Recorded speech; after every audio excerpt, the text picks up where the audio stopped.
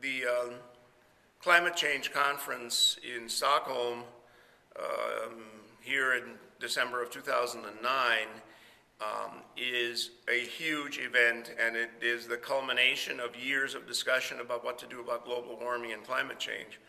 And it is a complicated topic, so complicated that a lot of countries who want to do something about climate change and made commitments to it aren't sure that they're doing the right thing, because it involves, especially for the industrialized countries, really putting big burdens on their farmers, on their utility companies, and on their industries in general, in terms of moving backwards to earlier emission standards. And so there's a huge fear that this will aggravate or cause another recession in these countries. I gave a talk to 1,000 members of an Iowa Association of Electric Co-ops recently. And we talked a little bit about climate change, part of my presentation, and then afterwards. And the power industry, the power generating industry in particular, you're getting electricity from an electric power company or a co-op.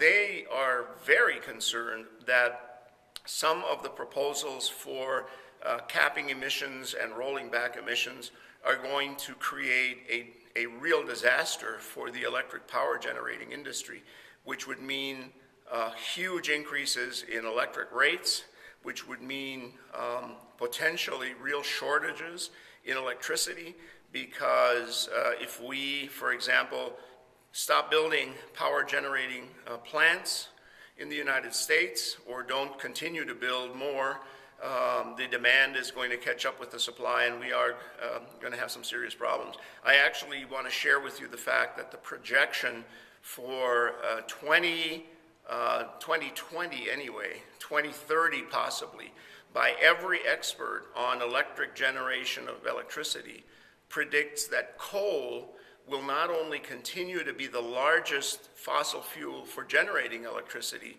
but that it will actually increase greatly as a percentage. You know, if you don't like coal, that's a message that I have to give you, because we just don't have many other alternatives. Wind-generated power and thermal power and solar power in the Southwest are all interesting. They will get a share of this pie. Cellulosics and making electricity and fuels out of fermented and rotting corn stalks and so on is a wonderful idea.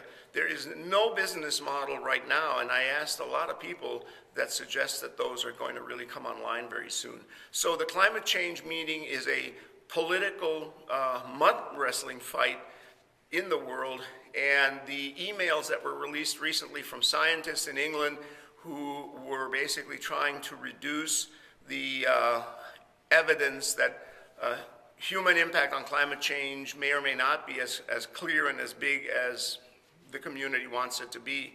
Those emails, called ClimateGate, have created a stir, a kind of panic, and everybody thinks that the Stockholm meeting will be helpful, useful, but that not much is going to actually come out of it. So keep your eye on climate change.